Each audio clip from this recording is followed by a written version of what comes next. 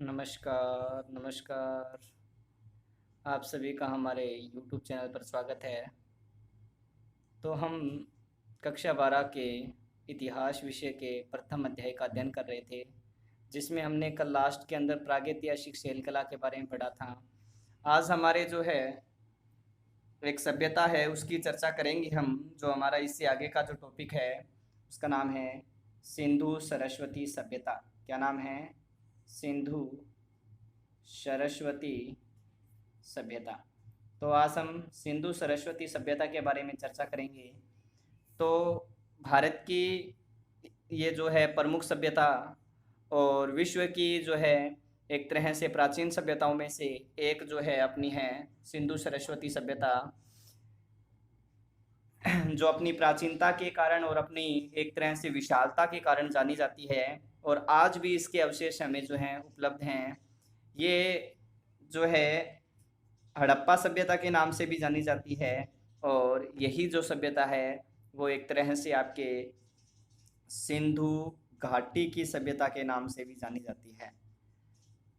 सिंधु घाटी की सभ्यता के नाम से भी जानी जाती है और हड़प्पा सभ्यता के नाम से भी ये सभ्यता जो है जानी जाती है। तो ये जो सिंधु सभ्यता, जो सरस्वती सभ्यता है, वो अपने आप में एक तरह से बहुत ही प्राचीन है।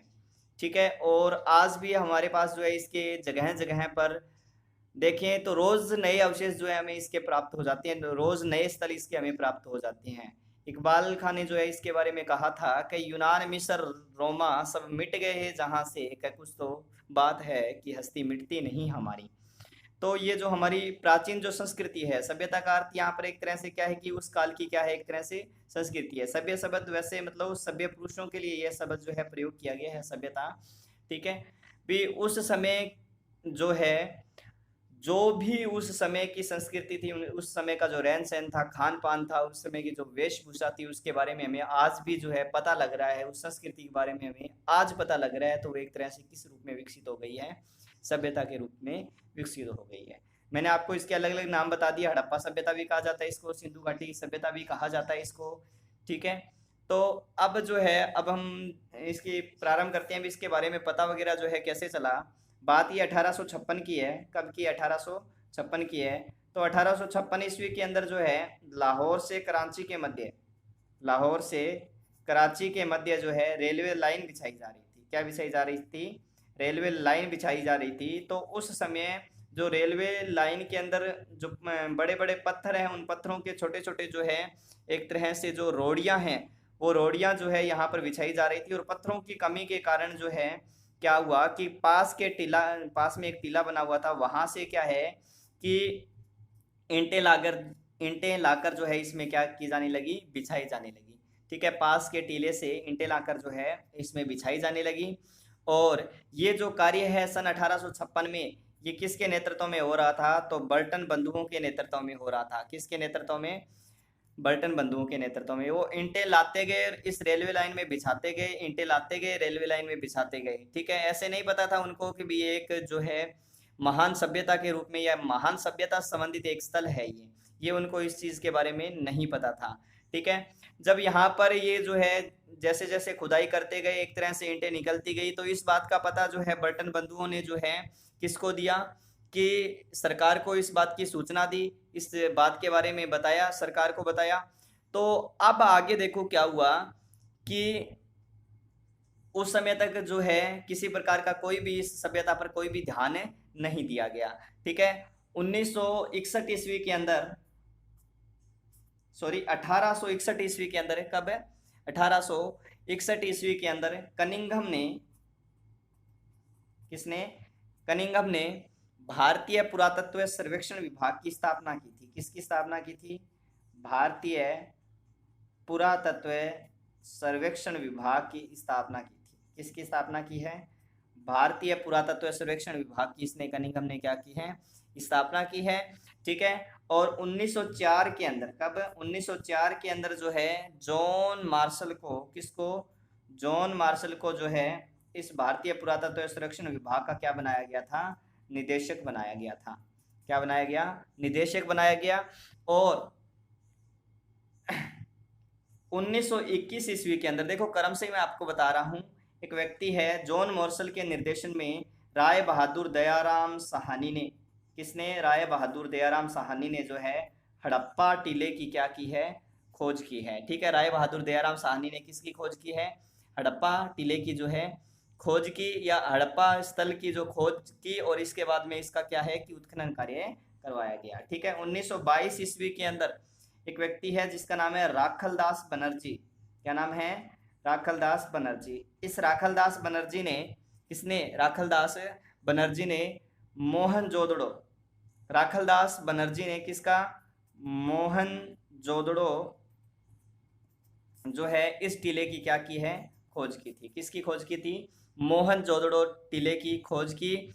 और ये इसमें जो है एक तरह से खोजा गया प्रथम स्थल जो है वो कौन सा था, हड़प्पा था, इसीलिए सभ्यता का नाम क्या पड़ गया था, हड़प्पा पड़ गया था। अब धीरे धीरे जो है, जैसे अपने पूरे भारत की बात करें तो भारत के अंदर जैसे मान लो इस तरह से ये जो है इस क्षेत्र में पहले हड़प्पा मोहनजोदड़ो मिला, धीरे धीरे यहाँ पर पंजाब, हरियाणा, राजस्थान, गुजरात में जो है हमें धीरे धीरे जो है आज़ादी के बाद तक अनेक स्थल हमें जो है यहाँ पर प्राप्त हो गए। और धीरे धीरे जो लुप्त हुई ये जो सिंधु सरस्वती सभ्यता थी या सिंधु घाटी सभ्यता थी, इसके अवशेष धीरे धीरे हमारे सामने आते गए थे। ठीक है, धीरे धीरे रोज नए स्थलों की यहाँ पर जो है खोज की जाने लगी। सभ्यता का इतना विस्तार हुआ कि इसके जो है स्थल अलग अलग, जैसे विशेषता जो है 3 देशों के अंदर इसके दिखाई देने लगे स्थल। तो विशेषता अगर मैं बात करूँ तो सर्वाधिक स्थल जो है वो कहाँ मिले, भारत के अंदर, और फिर इसके बाद में जो है किस में मिले, पाकिस्तान में, और पाकिस्तान के अलावा भी इसके जो स्थल है वो कहाँ मिले, अफ़गानिस्तान में।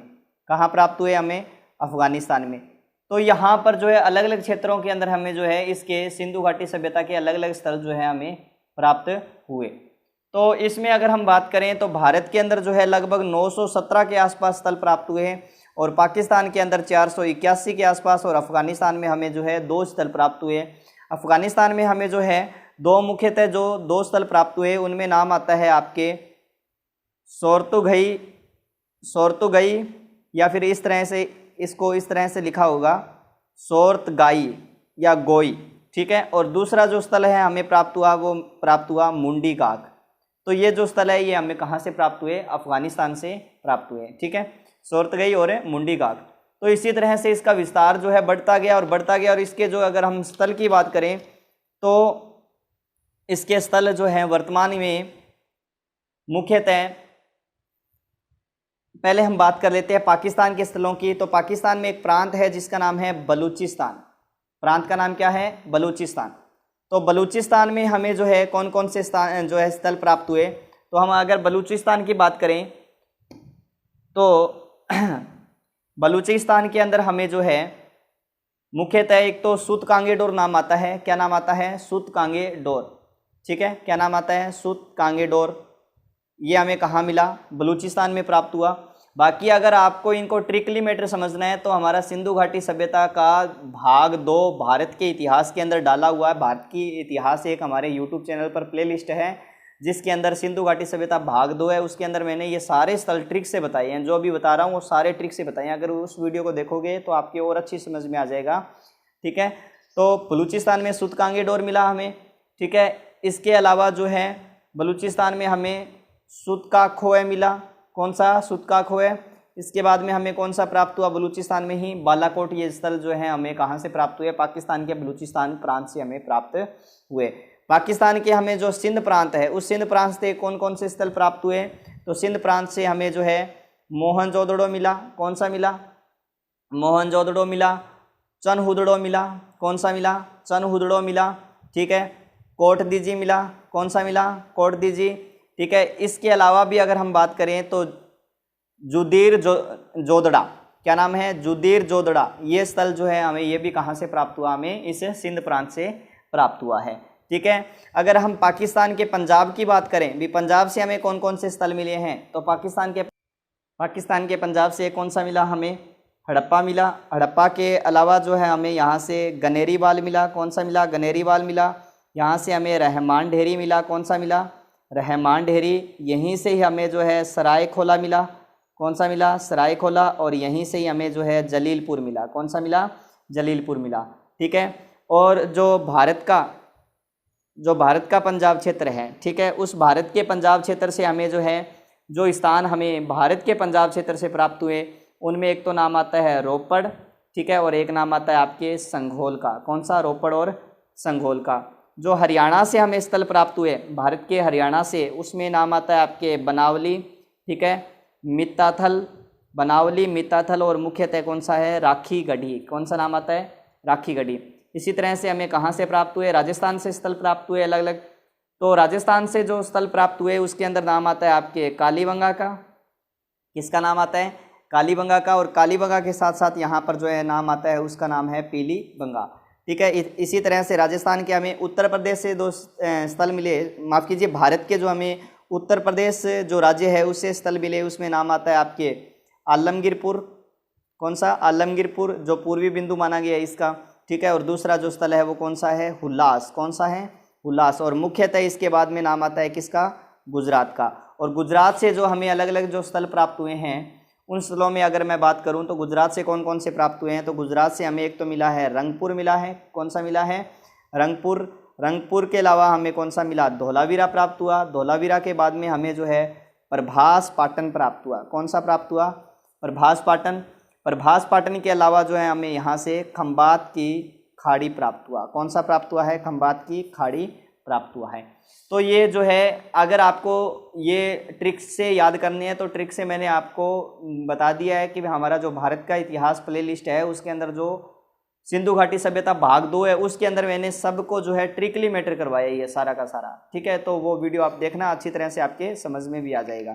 इसके बाद में जो है हमारे इसी के अंदर ही है भी एक नदी है जिस नदी की हमारे यहाँ पर चर्चा की गई है जिसका नाम है सरस्वती नदी। कौन सी नदी है? सरस्वती नदी, ठीक है। सरस्वती नदी के बारे में बताया गया है। तो मुख्यतः तो ये जो है सिंधु घाटी सभ्यता में 2 ही प्रमुख नदियां थी, सिंधु नदी और दूसरी कौन सी थी? आपके सरस्वती नदी। लगभग इसके आसपास 250 बस्तियां जो है बस्तियां जो है सरस्वती नदी के आसपास बसा करती थी या रहा करती थी, ठीक है। और ये जो सिंधु सरस्वती या जो सरस्वती नदी का जो मैदान था, ये सरस्वती नदी का मैदान मुख्यतः हम बात करें तो ये सिंधु और गंगा नदियों के जो है मध्य में था। कौन सी? सिंधु और कौन सी? गंगा नदियों के मध्य के अंदर था ये, ठीक है। विशेषतः बात करें तो यहाँ से जो है आपके गंगा नदी इस तरह से प्रवाहित होती है, यहाँ से जो है इस तरह से सिंधु नदी जो है सिंधु नदी का ये प्रवाह क्षेत्र है ना। तो इसके मध्य में यहाँ पर जो ये प्रवाह क्षेत्र था, ये कौन सी नदी का प्रवाह क्षेत्र था? सरस्वती नदी का प्रवाह क्षेत्र था। कौन सी नदी का प्रवाह क्षेत्र था? ये सरस्वती नदी का प्रवाह क्षेत्र था, ठीक है। ये मध्य का जो है सरस्वती नदी का प्रवाह क्षेत्र था। और ये जो सरस्वती नदी है, सरस्वती नदी के अंदर ये जो वैदिक काल जो इस सिंधु घाटी सभ्यता के बाद का काल आएगा जिसका नाम क्या था? वैदिक काल। और वैदिक काल में इस नदी को क्या माना गया है? प्रमुख नदी माना गया है, पवित्र नदी की भी संज्ञा दी गई है इसको, ठीक है। वैदिक साहित्य के अंदर इसे नदी तमे कहा जाता है। वैदिक साहित्य में क्या कहा गया? इसे नदी तमे कहा गया, इसे ही देवी तमे कहा गया, ठीक है। नदी तमे कहा गया है इसे ही, और क्या कहा गया है? देवी तमे कहा गया है। और इसके साथ साथ इसे अम्बे तमे भी कहा गया है। क्या कहा गया है? अम्बे तमे भी कहा गया है। नदी तमे कहा गया है, देवी तमे कहा गया और अम्बे तमे कहा गया है। कौन सी नदी को कहा गया? ये सरस्वती नदी को कहा गया। और किस में कहा गया है? ये जो इसके बाद का जो काल आएगा वैदिक काल, सिंधु सभ्यता के बाद का जो काल आएगा वो वैदिक काल, ठीक है। ये क्या है कि पहले प्रवाहित होती थी लेकिन धीरे धीरे ये क्या होती गई? लुप्त होती गई, ठीक है। और वर्तमान में ये जो है सैटेलाइट वगैरह के जरिए या जो भू वैज्ञानिक है, ठीक है, उनके द्वारा पता लगा लिया गया है कि ये ज़मीन के अंदर वर्तमान में ये जो है नदी प्रवाहित हो रही है, ठीक है। ये उन्होंने वैज्ञानिकों ने जो है अध्ययन के बाद ये सिद्ध ही कर दिया है या इस बात की पुष्टि कर दी है कि ये नदी वर्तमान में जो है ज़मीन के अंदर जो है ये प्रवाहित हो रही है। इस बात की पुष्टि जो है कर दी गई है। इसके अलावा अगर हम बात करें कि भी ये तो मैंने आपको बता ही दिया, इसको नदी तमे, देवी तमे या अम्बे तमे की संज्ञा दी गई है। इसके अलावा अगर हम बात करें तो ये जो नदी है, इस नदी का अगर हम प्रवाह क्षेत्र बात करें, फिर ये जो है उद्गम स्थल की बात करें तो इस तरह से मैं आपको बता देता हूँ। विशेषतः तो अपने जो है ये मान लो राजस्थान है, क्या है यहाँ? राजस्थान है, ठीक है। राजस्थान जो है यहाँ पर जो है पंजाब की सीमा है और यहाँ पर किसकी है? हरियाणा की है। तो इस नदी का उद्गम जो है यहाँ पर शिवालिक की पहाड़ियाँ हैं। कौन सी पहाड़ियाँ हैं? ठीक है, शिवालिक पर्वत श्रेणियाँ हैं। कौन सी? शिवालिक पर्वत श्रेणियाँ। इस शिवालिक पर्वत श्रेणियों से इसका जो है इस नदी का क्या होता है?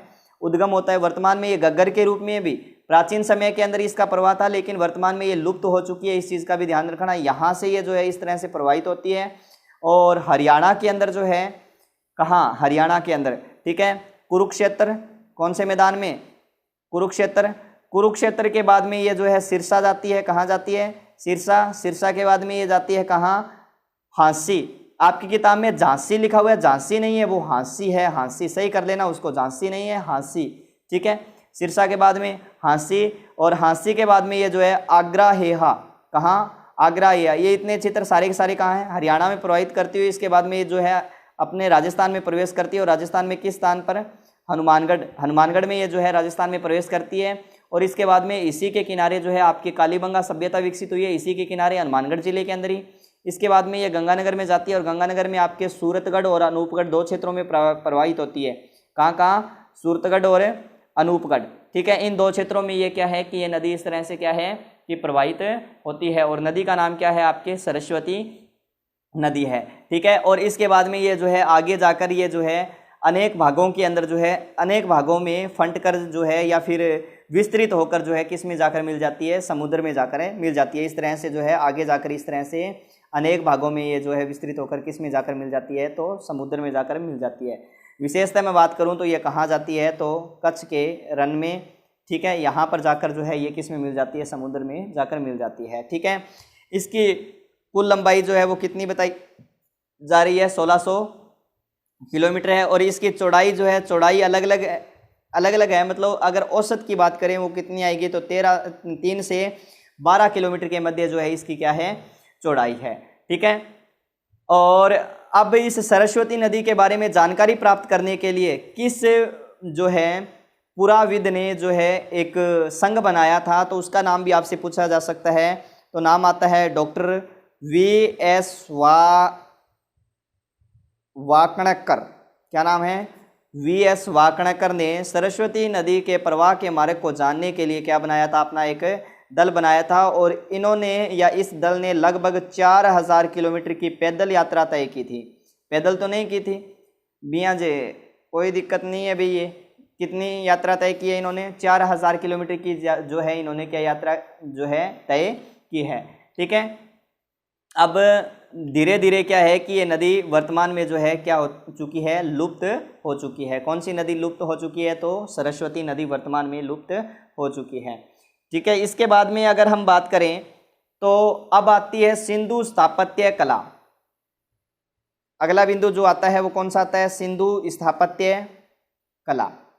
ठीक है, टॉपिक है इसी के अंदर सिंधु स्थापत्य कला, या फिर एक तरह से विशेषताओं की बात करें तो विशेषताओं में सबसे पहली बात आती है इसके नगर नियोजन की। मुख्य विशेषता कौन सी है सिंधु सरस्वती सभ्यता में? उसके नगर नियोजन की। और यह बहुत ही सुनियोजित,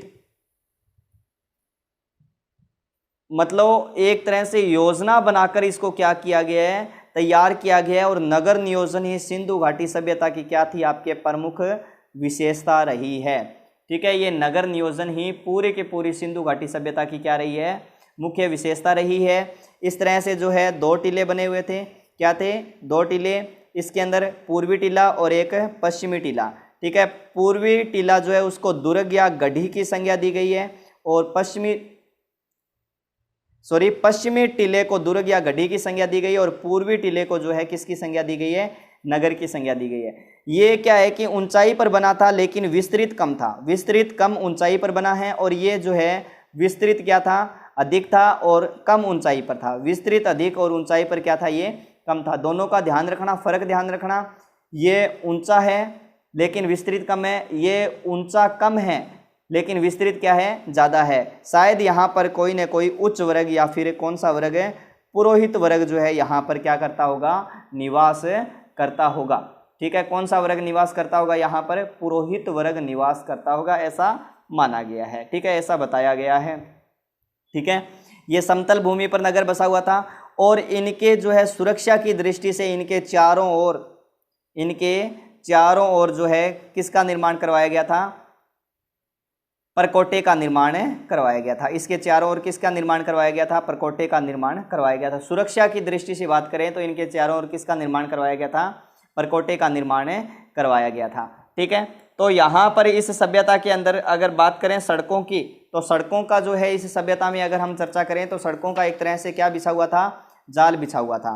ठीक है, इस तरह से जो है सड़कें, इस तरह से सड़कें बनी हुई थी जो एक दूसरे को क्या है कि समकोण पर काटती थी।